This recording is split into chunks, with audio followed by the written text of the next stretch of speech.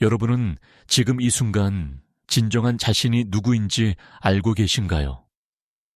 아침에 거울을 보며 마주하는 그 얼굴이 정말로 여러분의 진짜 모습일까요? 아니면 세상이 원하는 모습으로 만들어진 가면일까요? 이 질문이 여러분의 마음 깊숙한 곳을 건드렸다면 오늘 우리가 함께 떠날 여행이 바로 여러분을 위한 것입니다. 20세기 가장 위대한 정신분석학자 칼 구스타프 융은 말했습니다. 인생의 가장 큰 비극은 자신도 모르는 사이에 다른 사람의 삶을 사는 것이라고요. 우리는 부모가 원하는 모습, 사회가 요구하는 모습, 친구들이 기대하는 모습으로 살아가면서 정작 진짜 자신은 어디에 있는지 모르게 됩니다. 마치 연극 무대 위에서 평생 남의 대본을 읽으며 살아가는 배우처럼 말이죠. 하지만 여기에 희망이 있습니다. 융은 우리 모두에게 진정한 자아로 돌아갈 수 있는 길이 있다고 믿었습니다. 그는 이를 개성화 과정이라고 불렀는데 이는 단순히 자신만의 특색을 찾는 것이 아니라 완전하고 통합된 인간으로 성장하는 여정을 의미합니다. 이 과정에서 우리는 자신의 그림자와 마주하고 내면의 상처를 치유하며 진정한 목적과 가치를 발견하게 됩니다. 오늘날 우리 사회를 보십시오. 경쟁이 치열하고 변화가 빠른 세상에서 많은 사람들이 길을 잃고 헤매고 있습니다.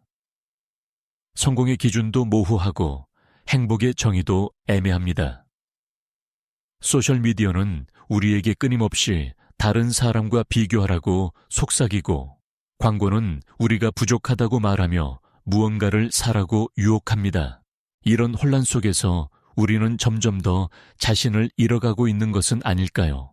융의 관점에서 보면 이러한 현대의 혼란은 우리가 집단 무의식의 힘에 압도당하고 있기 때문입니다. 우리는 개인으로서의 고유한 목소리를 잃고 군중의 소음에 휩쓸려가고 있는 것입니다. 하지만 바로 이 지점에서 진정한 변화의 기회가 시작됩니다. 혼란과 고통은 종종 성장과 깨달음의 전령이기 때문입니다. 융은 우리의 정신이 두 개의 큰 영역으로 나뉜다고 보았습니다. 하나는 의식적인 자아이고 다른 하나는 무의식의 세계입니다. 대부분의 사람들은 의식적인 자아만을 자신이라고 생각하며 살아갑니다. 하지만 융에 따르면 우리의 진정한 모습은 의식과 무의식이 조화롭게 통합될 때 비로소 드러납니다. 이것이 바로 개성화 과정의 핵심입니다. 이 여정은 쉽지 않습니다.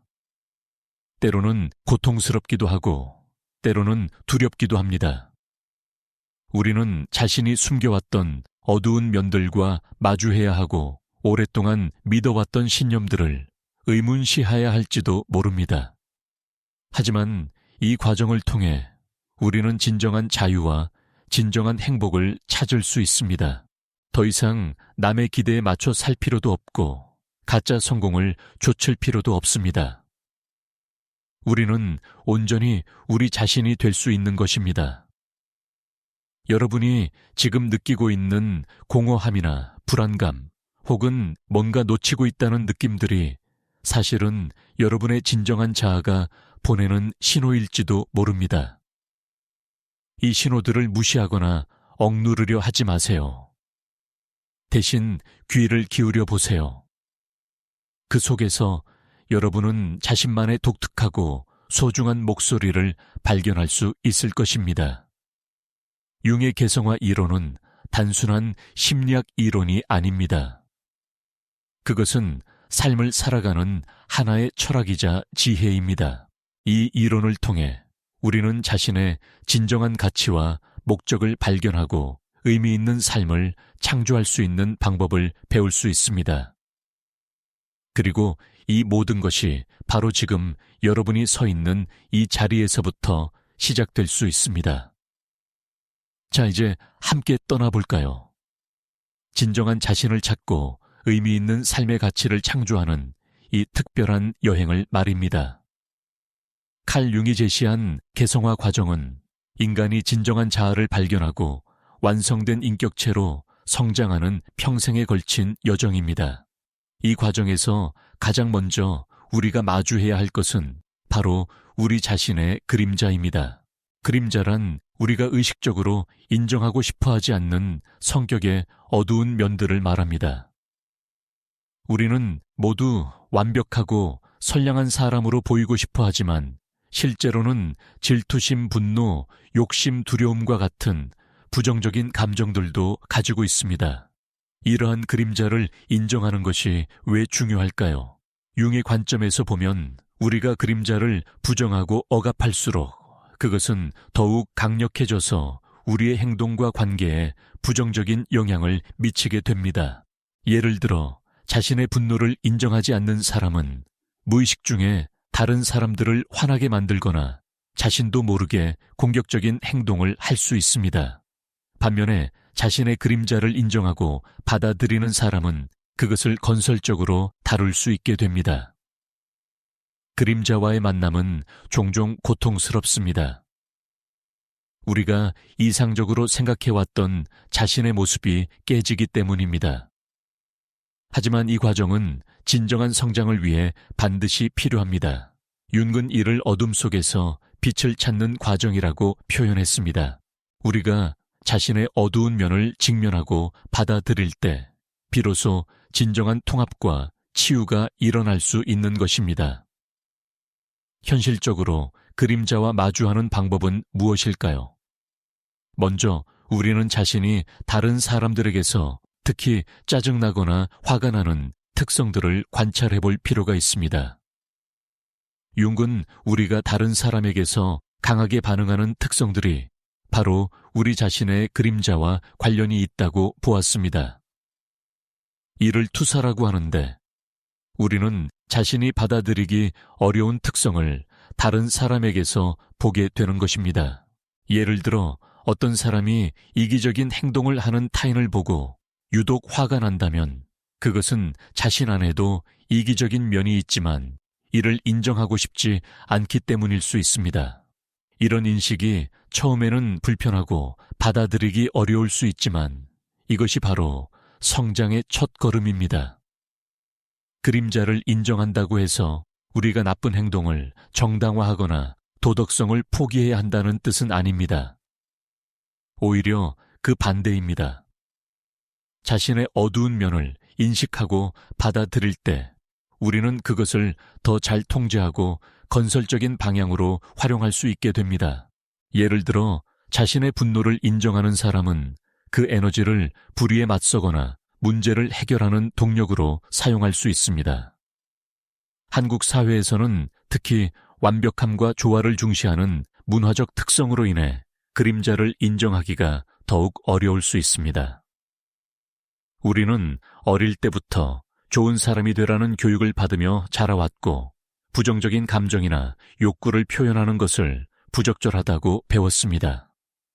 하지만 이러한 억압이 오히려 우리의 정신건강과 인간관계에 해를 끼칠 수 있다는 것을 융의 이론을 통해 이해할 수 있습니다.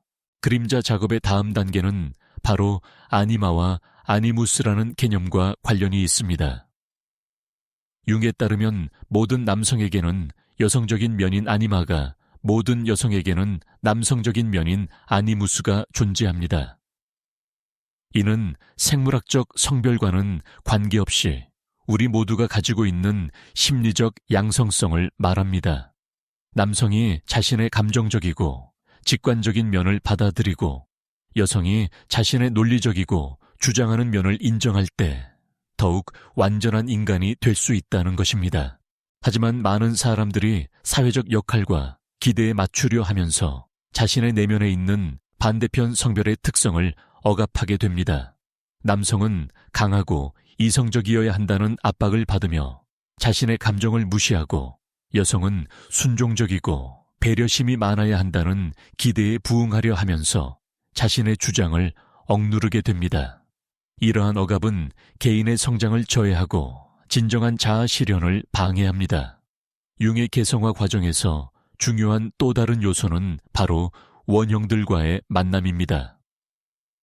원형이란 인류가 공통적으로 가지고 있는 무의식적인 심리적 패턴들을 말합니다. 예를 들어 어머니 원형 아버지, 원형 현자, 원형 영웅 원형 등이 있습니다. 이러한 원형들은 우리의 행동과 생각에 깊은 영향을 미치지만 대부분 의식적으로 인식되지 않습니다. 개성화 과정에서 우리는 이러한 원형들을 의식적으로 인식하고 그것들과 건전한 관계를 맺을 필요가 있습니다. 예를 들어 어머니 원형의 긍정적인 측면은 양육과 보호, 무조건적인 사랑을 상징하지만 부정적인 측면은 과잉보호나 질식시키는 사랑을 나타낼 수 있습니다. 이러한 원형의 양면성을 이해하고 받아들일 때 우리는 더욱 균형 잡힌 관점을 가질 수 있게 됩니다. 한국 문화에서 특히 강하게 나타나는 원형 중 하나는 효도와 관련된 부모 원형입니다. 전통적으로 부모에 대한 존경과 순종이 강조되어 왔는데 이것이 때로는 개인의 자율성과 성장을 제약하는 요소로 작용하기도 합니다.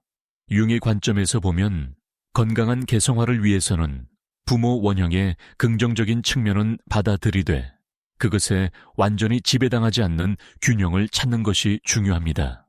이러한 과정을 통해 우리가 궁극적으로 도달하려고 하는 것은 바로 자기 실현 또는 자기 완성입니다.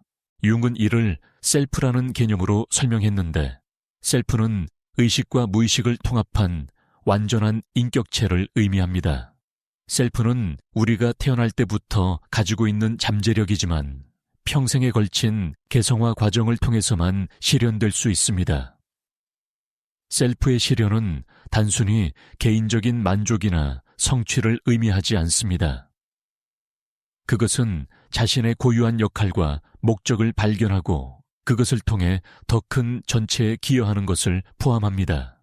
융은 진정으로 개성화된 사람은 자신만을 위해 사는 것이 아니라 인류 전체의 발전에 기여한다고 보았습니다. 이 과정에서 중요한 것은 바로 의미의 발견입니다. 융은 인간이 행복보다는 의미를 추구하는 존재라고 보았습니다. 물론 행복도 중요하지만 진정한 만족과 충만함은 자신의 삶이 의미 있다고 느낄 때 얻어집니다. 이러한 의미는 외부에서 주어지는 것이 아니라 자신의 내면에서 발견되는 것입니다. 그렇다면 어떻게 자신만의 의미를 찾을 수 있을까요? 융은 여기서 꿈과 상징의 중요성을 강조했습니다. 우리의 무의식은 꿈과 상징을 통해 끊임없이 우리와 소통하려고 합니다. 이러한 메시지들을 주의 깊게 듣고 해석할 때 우리는 자신의 진정한 욕구와 목적을 발견할 수 있습니다. 꿈 분석은 융의 분석 심리학에서 핵심적인 역할을 합니다. 융에 따르면 꿈은 단순히 억압된 욕구의 표현이 아니라 무의식이 의식에게 보내는 중요한 메시지입니다. 꿈을 통해 우리는 현재 자신이 놓치고 있는 부분들이나 발전시켜야 할 영역들을 발견할 수 있습니다. 또한 꿈은 미래에 대한 통찰과 지혜를 제공하기도 합니다. 하지만 꿈을 해석하는 것은 단순하지 않습니다. 융은 획일적인 꿈 해석을 경계했고 각 개인의 고유한 상황과 맥락을 고려한 개별적인 접근이 필요하다고 강조했습니다. 중요한 것은 꿈의 표면적인 내용보다는 그 안에 담긴 감정과 상징들이 자신에게 어떤 의미를 가지는지를 탐구하는 것입니다. 일상에서 나타나는 동시성 현상들도 개성화 과정에서 중요한 역할을 합니다. 동시성이란 의미적으로 연관되어 있지만 인과관계로는 설명할 수 없는 사건들의 일치를 말합니다. 예를 들어 어떤 문제로 고민하고 있을 때 우연히 관련된 책을 발견하거나 특정한 사람을 생각하고 있을 때 그 사람으로부터 연락이 오는 경우 등이 여기에 해당됩니다. 융은 이러한 동시성 현상들이 단순한 우연이 아니라 우리의 무의식과 외부 세계 사이에 의미 있는 연결을 나타낸다고 보았습니다. 이러한 현상들에 주의를 기울이고 그 의미를 탐구할 때 우리는 자신의 개성화 과정에 대한 중요한 통찰을 얻을 수 있습니다.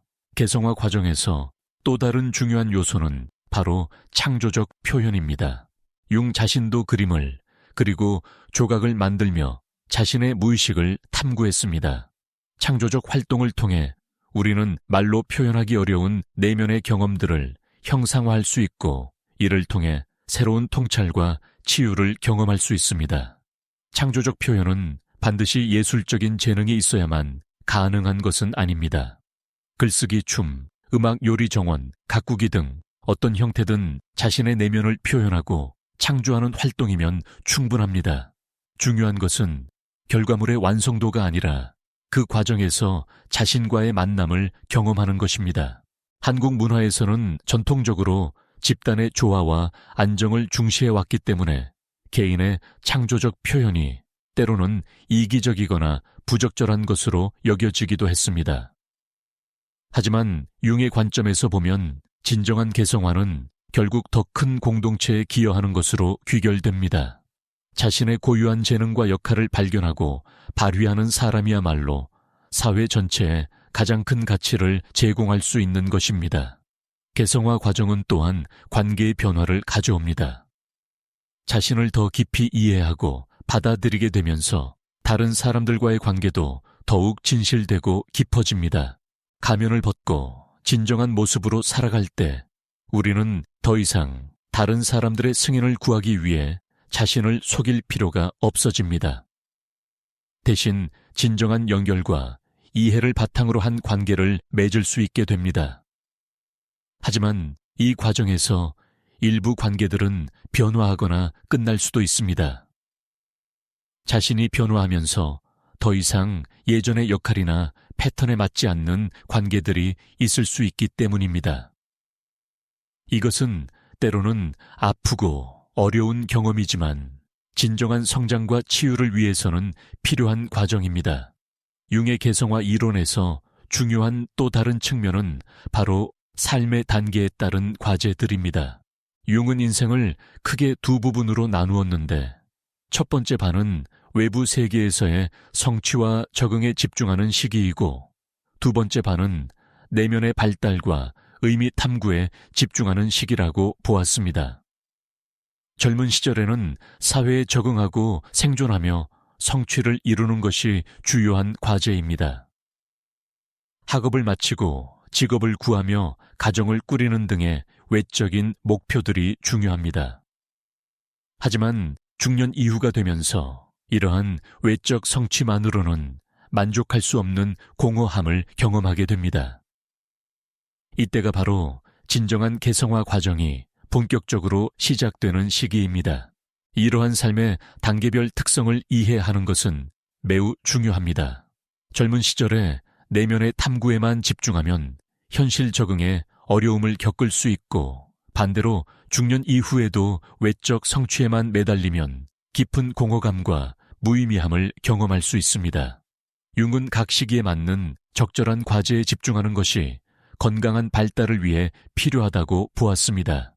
특히 한국 사회에서는 경쟁이 치열하고 성취 압박이 큰 환경으로 인해 많은 사람들이 외적 성취에만 집중하다가 중년의 위기를 더욱 심각하게 경험하기도 합니다. 융의 이론을 통해 이러한 중년의 위기가 사실은 더 깊은 성장과 의미 탐구로 나아가기 위한 자연스러운 과정임을 이해할 수 있습니다. 개성화 과정에서 만나게 되는 또 다른 중요한 요소는 바로 고통과 위기입니다. 융은 고통을 피해야 할 것이 아니라 성장의 기회로 보았습니다. 우리가 경험하는 갈등, 상실, 실패, 질병과 같은 어려움들은 종종 새로운 깨달음과 성장의 계기가 됩니다. 이는 고통을 찬양하거나 불필요하게 추구해야 한다는 의미는 아닙니다. 다만 피할 수 없는 고통을 경험할 때 그것을 단순히 불운이나 재앙으로만 보지 않고 자신을 더 깊이 이해하고 성장할 수 있는 기회로 받아들일 수 있다는 뜻입니다. 융은 상처받지 않은 치료자는 치료할 수 없다고 말했는데 이는 고통을 통해 얻은 지혜와 공감 능력이 얼마나 소중한지를 보여줍니다. 한국 사회에서는 전통적으로 인내와 참을성을 미덕으로 여겨왔습니다.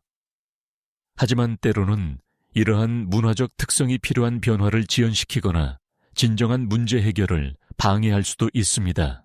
융의 관점에서 보면 고통을 무조건 참고 견디는 것보다는 그 고통이 우리에게 무엇을 말하려고 하는지를 듣는 것이 더 중요합니다. 개성화 과정에서 핵심적인 역할을 하는 것 중 하나는 바로 내적 대화입니다. 우리는 모두 마음속에서 끊임없이 자신과 대화를 나누고 있습니다. 때로는 자신을 격려하기도 하고 때로는 비판하기도 합니다. 이러한 내적 목소리들을 의식적으로 관찰하고 대화하는 것이 개성화에 큰 도움이 됩니다. 윤근 액티브 이매지네이션이라는 기법을 통해 무의식의 내용들과 적극적으로 소통할 것을 제안했습니다. 이는 상상을 통해 무의식의 인물들이나 상황들과 대화를 나누는 방법입니다. 예를 들어 반복되는 꿈에 나오는 인물과 대화를 시도하거나 자신이 두려워하는 상황을 상상 속에서 마주해보는 것입니다. 이러한 기법은 처음에는 이상하게 느껴질 수 있지만 정기적으로 실천하다 보면 자신의 내면에 대한 깊은 통찰을 얻을 수 있습니다. 중요한 것은 이 과정에서 나타나는 모든 것들을 판단하지 않고 열린 마음으로 받아들이는 것입니다. 개성화 과정에서 또 다른 중요한 측면은 바로 집단과 개인 사이의 균형입니다. 융은 건강한 개성화가 개인주의나 이기주의를 의미하지 않는다고 강조했습니다. 오히려 진정으로 개성화된 사람은 자신의 고유한 역할을 통해 집단에 더 큰 기여를 할 수 있게 됩니다. 한국 사회에서는 특히 집단의 조화와 소속감을 중시하는 문화가 강합니다. 이러한 문화적 가치는 분명히 소중하지만 때로는 개인의 고유성과 창조성을 억압하는 요소로 작용하기도 합니다. 융의 관점에서 보면 진정한 조화는 획일성에서 나오는 것이 아니라 각자의 독특함이 조화롭게 어우러질 때 달성됩니다. 이는 마치 오케스트라와 같습니다. 모든 악기가 같은 소리를 내면 아름다운 음악이 만들어지지 않습니다. 각 악기가 자신의 고유한 소리를 내면서도 전체적인 조화를 이룰 때 진정으로 아름다운 음악이 탄생하는 것입니다. 개인과 사회의 관계도 마찬가지입니다. 개성화 과정에서 만나게 되는 중요한 도전 중 하나는 바로 완벽주의입니다. 많은 사람들이 완벽한 사람이 되어야 한다는 강박에 시달립니다. 하지만 융의 관점에서 보면 완벽함을 추구하는 것보다 완전성을 추구하는 것이 더 중요합니다. 완벽함은 결함이 없는 상태를 의미하지만 완전성은 모든 면을 받아들이고 통합한 상태를 의미합니다. 이는 자신의 약점이나 한계를 부정하거나 감추려 하지 않고 그것들도 자신의 일부로 받아들이는 것을 뜻합니다. 실제로 우리의 약점이나 상처는 종종 가장 큰 성장과 지혜의 원천이 되기도 합니다. 윤근 우리의 상처가 바로 우리의 재능이 흘러나오는 곳이라고 표현했습니다. 개성화 과정에서 중요한 또 다른 요소는 바로 시간에 대한 관점의 변화입니다. 현대 사회는 빠른 속도와 즉각적인 결과를 추구합니다. 하지만 진정한 성장과 변화는 시간이 걸리는 과정입니다. 윤근 개성화를 평생에 걸친 여정이라고 보았으며 서두르거나 강요할 수 있는 것이 아니라고 강조했습니다. 이러한 관점은 특히 성과와 효율을 중시하는 현대 사회에서 중요한 의미를 가집니다.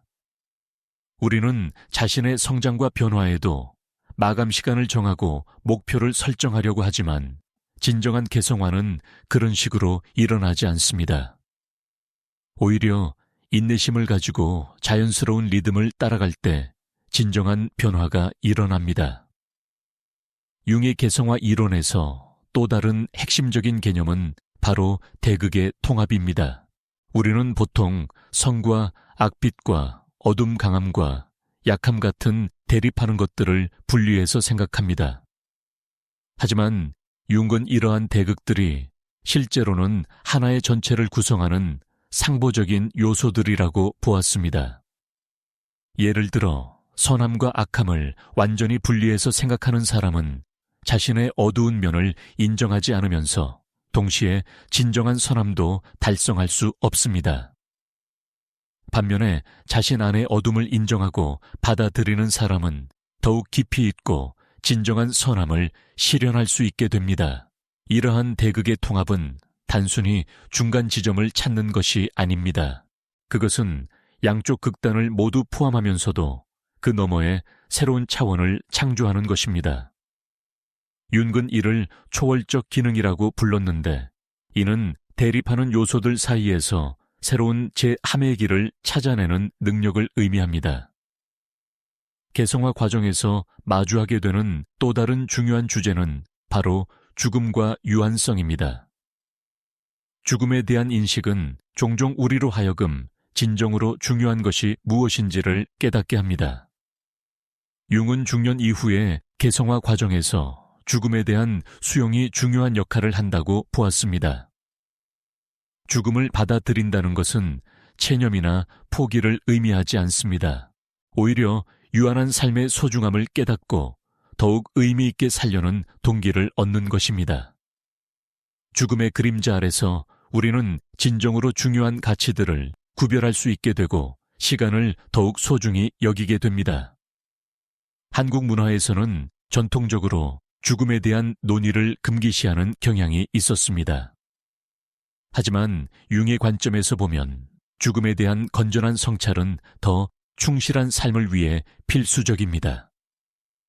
죽음을 의식할 때 우리는 매 순간을 더욱 깊이 있게 살 수 있고 진정으로 의미 있는 일들에 집중할 수 있게 됩니다.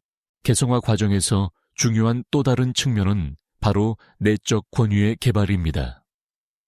많은 사람들이 외부의 권위나 다른 사람들의 기대에 의존해서 살아갑니다. 부모나 교사, 사회적 규범이나 전문가들의 의견에 따라 자신의 결정을 내립니다. 하지만 진정한 개성화를 위해서는 자신만의 내적 권위를 개발하는 것이 필요합니다.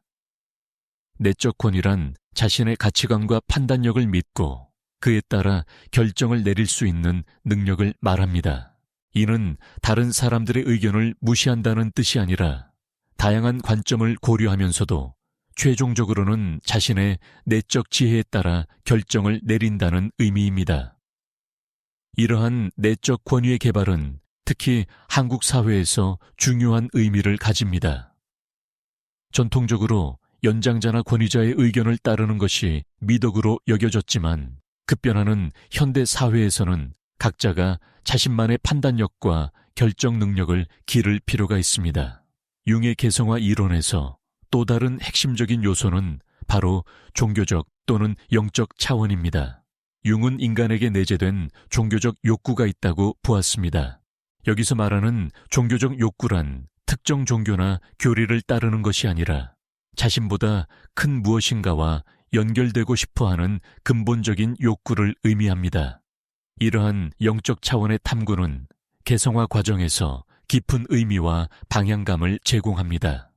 자신만의 영성을 개발하는 것은 종종 삶의 가장 어려운 순간들을 극복하는 힘이 되기도 합니다. 융 자신도 깊은 개인적 위기를 겪으면서 영적 탐구를 통해 회복과 성장을 경험했습니다.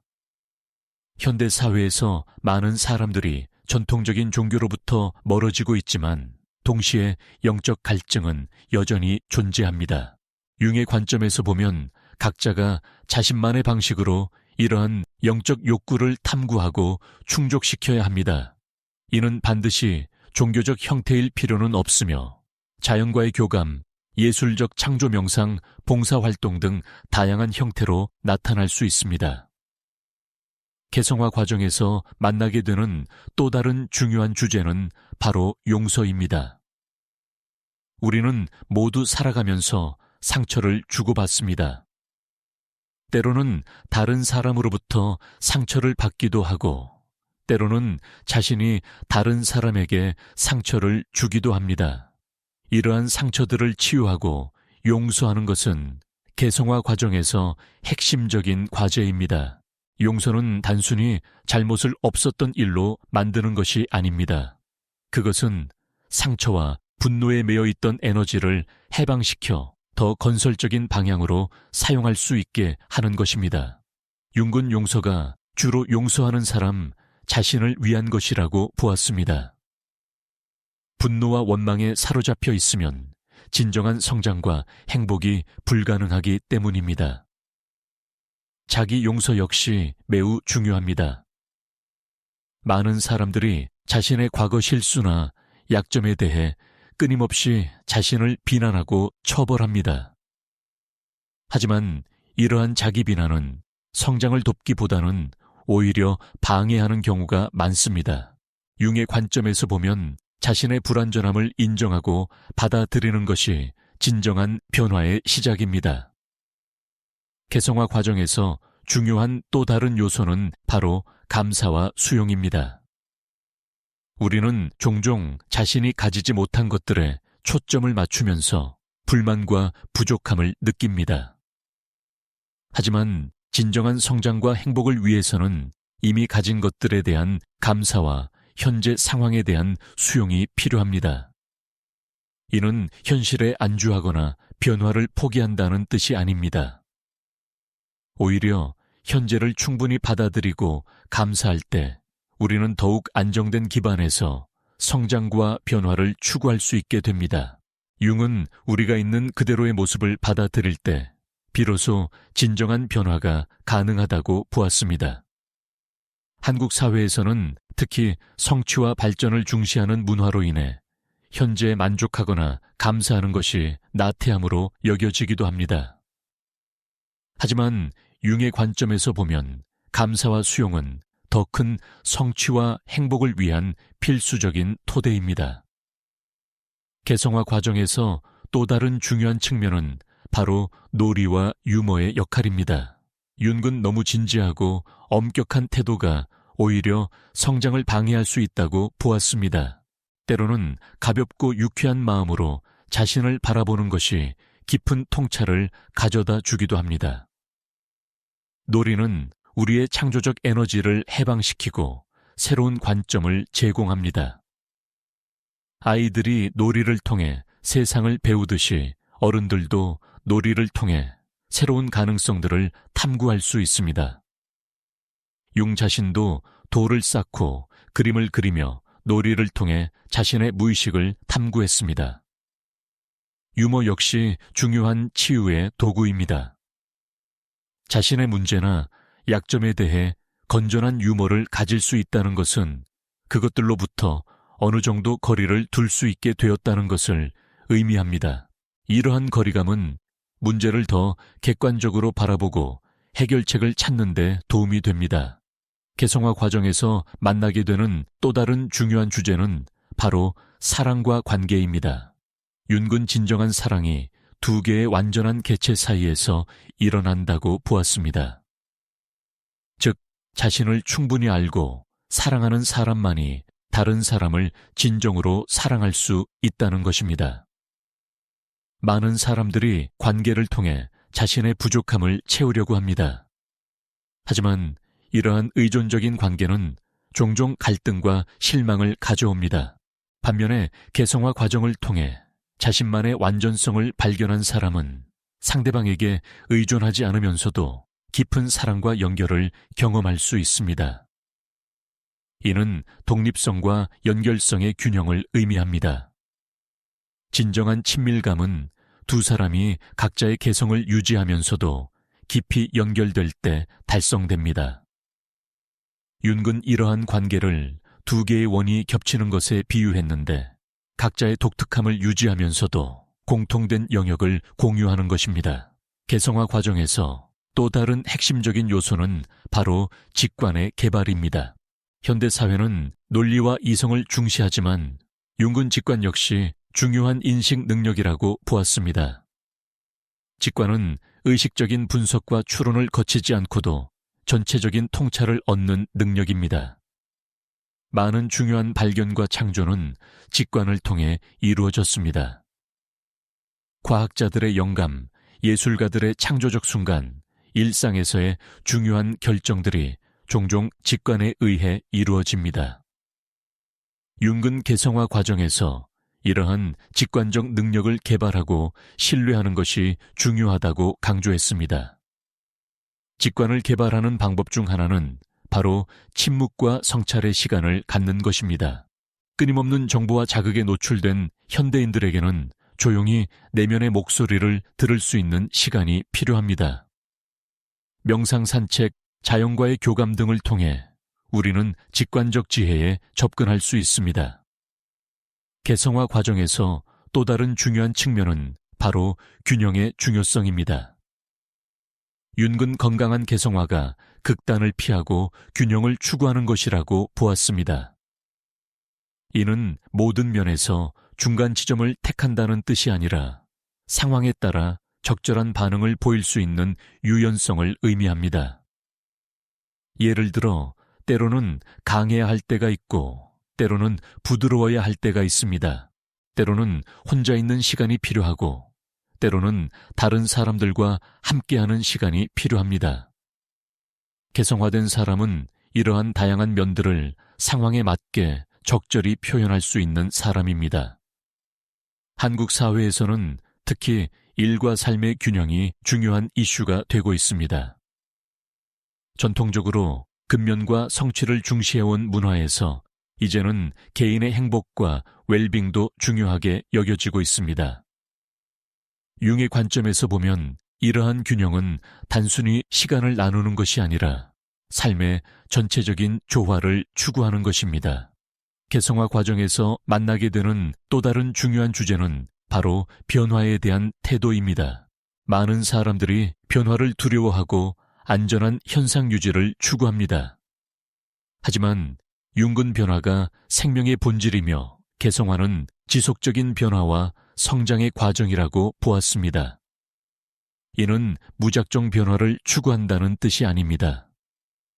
오히려 변화에 대한 건전한 태도를 개발하는 것을 의미합니다. 즉, 필요한 변화는 용기 있게 받아들이고 지켜야 할 가치들은 유지하는 지혜를 기르는 것입니다. 현대 사회의 급속한 변화 속에서 많은 사람들이 불안과 혼란을 경험합니다. 하지만 융의 관점에서 보면 이러한 외부의 변화는 내적 성장의 기회이기도 합니다. 변화하는 환경에 적응하면서 우리는 새로운 능력과 가능성을 발견할 수 있습니다. 개성화 과정에서 또 다른 핵심적인 요소는 바로 정체성의 유연성입니다. 많은 사람들이 자신을 고정된 역할이나 특성으로 규정합니다. 나는 내향적인 사람이야. 나는 창조적이지 못해. 나는 수학을 못해. 같은 식으로 자신을 제한합니다. 하지만 융은 우리 모두가 다양한 가능성을 가지고 있으며 상황과 필요에 따라 다른 면들을 개발할 수 있다고 보았습니다. 이러한 정체성의 유연성은 특히 빠르게 변화하는 현대 사회에서 중요합니다. 평생 한 가지 직업을 갖던 시대에서 여러 번 진로를 바꾸는 시대로 변화했고 이에 따라 우리는 더욱 다양한 역할과 능력을 개발할 필요가 있습니다. 융의 개성화 이론에서 또 다른 중요한 측면은 바로 집중과 확산의 균형입니다. 깊은 전문성을 개발하는 것도 중요하지만 동시에 다양한 경험과 관심사를 통해 폭넓은 인간성을 기르는 것도 필요합니다. 융 자신이 정신의학자이면서 동시에 철학자, 종교학자, 인류학자였던 것처럼 말입니다. 현대 사회에서는 전문화와 세분화가 진행되면서 각자의 좁은 영역에만 집중하는 경향이 있습니다. 하지만 융의 관점에서 보면 진정한 개성화를 위해서는 자신의 전문 영역을 넘어서는 광범위한 관심과 경험이 필요합니다. 개성화 과정에서 중요한 또 다른 요소는 바로 봉사와 기여입니다. 진정으로 개성화된 사람은 자신만을 위해 사는 것이 아니라 더 큰 공동체와 인류 전체에 기여하려고 합니다. 이는 의무감에서 나오는 것이 아니라 자연스러운 열망에서 나오는 것입니다. 자신의 진정한 재능과 역할을 발견한 사람은 그것을 통해 세상에 긍정적인 영향을 미치고 싶어 합니다. 이러한 기여는 거창한 형태일 필요가 없습니다. 자신의 위치에서 최선을 다하고 주변 사람들에게 긍정적인 영향을 미치는 것만으로도 충분합니다. 융의 개성화 이론에서 또 다른 핵심적인 개념은 바로 동조성과 차별성의 균형입니다. 우리는 사회의 일원으로서 어느 정도의 동조성이 필요하지만 동시에 자신만의 독특함도 유지해야 합니다. 너무 동조적이면 개성을 잃게 되고 너무 차별적이면 사회적 고립을 경험하게 됩니다. 한국 사회에서는 특히 동조성이 강조되어 왔습니다. 튀지 않기, 남들과 다르지 않기가 미덕으로 여겨져 왔습니다. 하지만 개성화의 관점에서 보면 적절한 차별성도 건강한 발달을 위해 필요합니다. 중요한 것은 반항을 위한 반항이 아니라 진정한 자신의 목소리를 내는 것입니다. 개성화 과정에서 만나게 되는 또 다른 중요한 주제는 바로 나이와 성숙에 대한 관점입니다. 융은 단순히 나이가 들어가는 것과 진정한 성숙은 다르다고 보았습니다. 진정한 성숙은 경험을 통해 지혜를 얻고 자신과 세상에 대한 깊은 이해를 개발하는 것을 의미합니다. 현대 사회에서는 젊음과 새로움을 지나치게 숭배하는 경향이 있습니다. 하지만 융의 관점에서 보면 각 인생 단계마다 고유한 가치와 아름다움이 있습니다. 중년과 노년기에는 젊은 시절과는 다른 깊이 있는 지혜와 평온함을 개발할 수 있습니다. 개성화 과정에서 또 다른 핵심적인 요소는 바로 모순의 수용입니다. 우리는 보통 일관성과 논리성을 추구하지만 실제 삶은 모순과 역설로 가득합니다.